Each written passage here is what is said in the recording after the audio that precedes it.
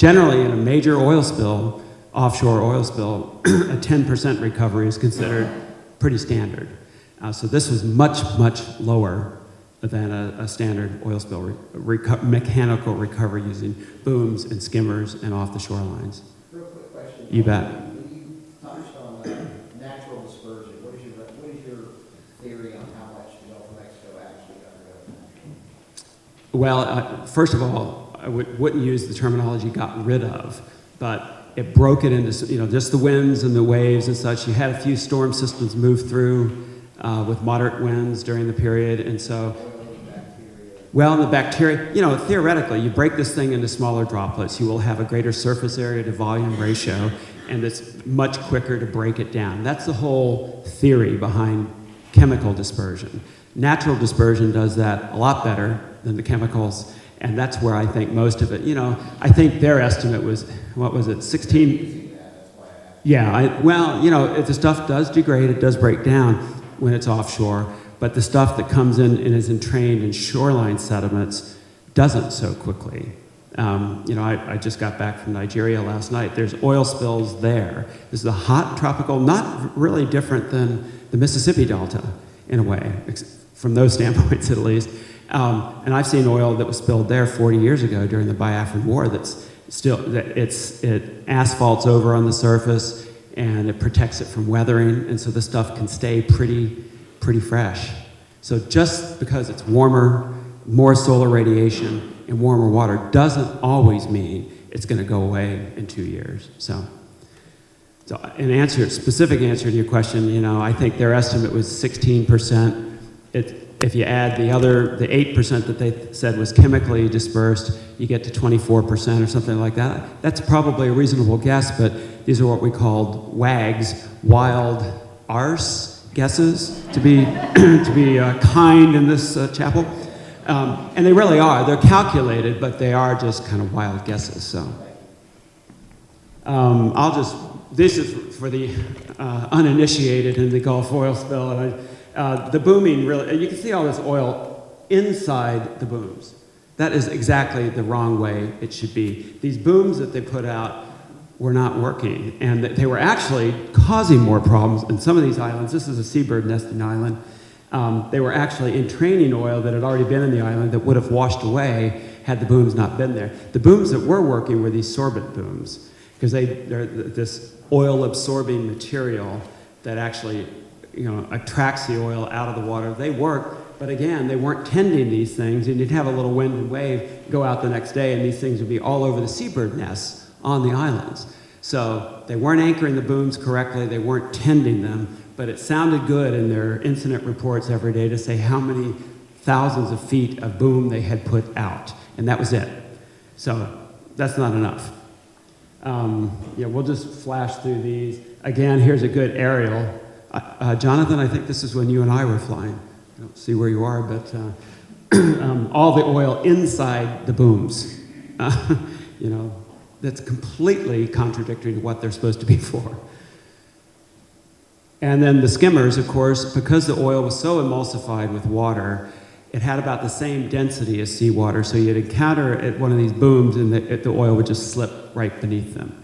And so the skimmer here, I just put this in to show folks that don't know about this stuff, what the theory behind a skimmer. These two boats towing the end of the boom, it's supposed to collect a lot of oil here and oil onto the boat here. Some interesting shots here with UV light showing the oil that you really can't see on the surface in beaches. It's there, so just because you can't see it doesn't mean it's not there. I was talking to Mark Flogel earlier today, and apparently there's layers of oil deeper in the beach, but it's interesting. You could walk over that beach in the daytime and probably not see all this here, but it's still there. Shoreline impact is something you're still dealing with and you're going to be for years to come. Sorry to say, but I think you all know that. Apparently the most recent numbers, and I've just tried to catch up on this last night after I got back, or something like 100 miles of shoreline are listed as heavily oiled, and about 500 miles as lightly oiled. Moderate to heavy oil is 100 miles, another 500 miles as lightly oiled. So that's a lot of shoreline. And you can see the response effort. It's just, I mean, worthy, necessary to try, but it simply didn't get much oil back. And that's the problem always with oil spill response. I think I ran a very quick back of the envelope calculation and figured that they had probably burned twice as much fuel in the response as oil that they recovered from the sea surface. It's probably even more than that too. And not that they shouldn't try everything, because they have a legal mandate to try, but a lot of this just simply didn't work. You've seen these images. I'm sorry to bring them back up to you folks, but it's still going on, as you know so well.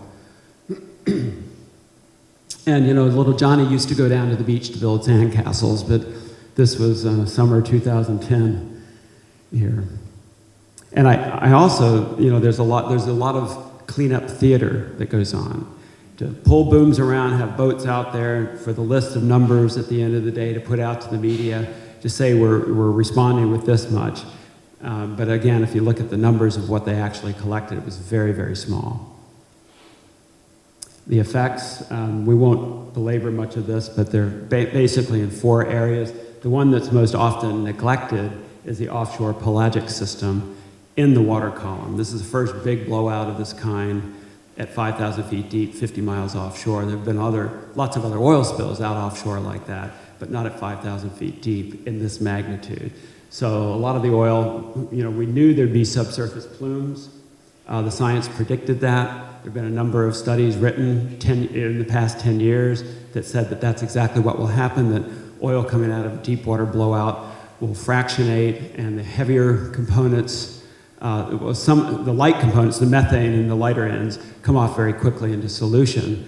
And then the oil will reach, a lot of the plume will stabilize at a terminal depth, they call it. And certainly this happened. There was subsurface oil, and there was a lot of denial of that by the federal science community, by NOAA, and BP. There still is. I mean, Hayward testified in front of the House of Commons 3 weeks ago now, saying that there's no evidence of subsurface plumes. He also said there's no evidence of oil getting into the food chain. He also said that as far as he was concerned, it was too early to tell whether this was environmentally devastating.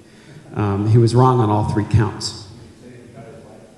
No, I think he has it now, such that it may be. And of course, these are not in the Gulf of Mexico. I will be the first to admit this, these yellowfin tuna, but I didn't have a good picture of bluefin, so I threw this one in. But there's great concern about the large fish species that were spawning offshore at the time, the bluefin, the swordfish, sailfish, marlin, etc. And what will happen to the year class from 2010? Undoubtedly, a significant portion of that has been killed, almost without question.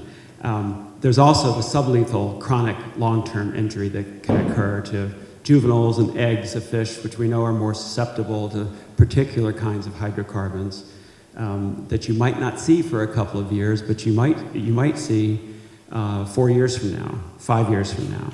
We had a classic case in Alaska where herring were spawning at the time of the Exxon Valdez, and they spawn intertidally primarily. And of course, we expected all of them to be wiped out, and the eggs and larvae, and they were. The 1989 year class was simply gone. But the adults came back that next fall and the next year, and we thought, phew, you know, we dodged a bullet there. They're fine, they're back. Well, little did we know at that time, about 3 years later, their population collapsed. There was a viral disease called viral hemorrhagic septicemia, VHS, and also a fungal disease that had been in the population prior to the oil spill, but their immune systems were sufficient to keep it suppressed. But we think that the adult herring were dosed. We know they were dosed, but their immune system was compromised, and so the endemic viral disease became epidemic and crashed the population. There's some other things, there's many other factors in that too, but no one expected that, and here we are 21 years later, and they still haven't recovered. They're still listed by the government as not recovering 21 years later. That, again, is another surprise. This is an interesting ecosystem here in the Gulf that deserves some attention. It's gotten some. I know there's some science going on these now. The deep water coral systems along the shelf break at, I think, 300 to 500 feet. There's a large one called the Pinnacles. These are probably fairly susceptible to oil contamination, although we don't know. My guess is they would be. So it'll be interesting to see what kind of effects they have had. Then I think off the top there, this says cold seeps.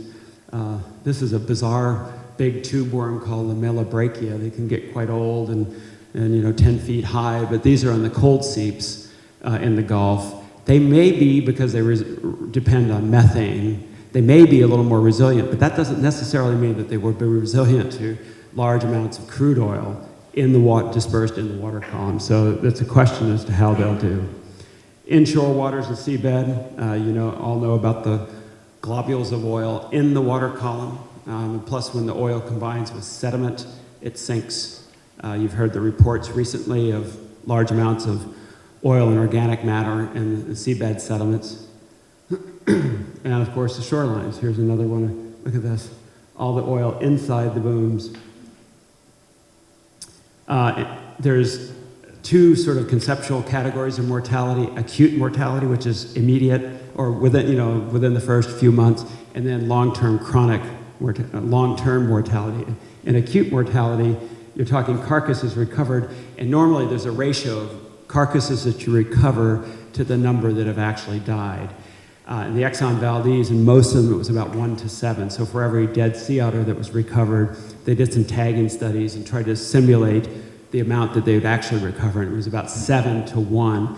In this one, because the source was so far offshore and so deep, I'm guessing the ratio will be even worse, that for every carcass recovered, you might have lost 10 times that number. So out of 4,000 bird carcasses recovered, we may have lost already this summer 40,000. And that's a real number that can be derived with estimates and tagging work. Rick, I think that number is probably 3%, so like for every one that recovered, there's maybe closer to 100 lost. And I say that based on the tagging study that was done in Alaska in Grizzly Sound, and then out on the peninsula, it was 3% further offshore. And I think the outer environment stimulates more what we have learned about. So I think it's not 1 to 10, I think it's probably closer to 1 to 100. 1 to 100. So if you use that number, if it was 100-fold, then you'd have, 400,000 birds killed already here. So, but there are ways to derive this ratio, and they should do that. You've seen all these images, and they're pretty hard. Anybody that can't be heartbroken by these images has part of themselves that's already not alive in some way. Excuse me. And I know a lot of the, Tony Hayward and his guys will look at this, and they'll just sort of write this off as just another animal that died to our progress, but it's certainly more than that. Turtles, and these were numbers as of about probably a month ago. There's a little bit more than that that's been recovered now, so you can do the math on on what the acute short-term mortality has already been.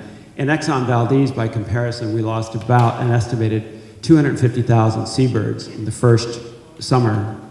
And then the next year, there was a virtually complete reproductive nesting failure on the Muir colonies offshore. So there was another 250 or more thousand birds that were lost. And I think some of the estimates on total bird mortality from Exxon Valdez ranged up towards 1 million.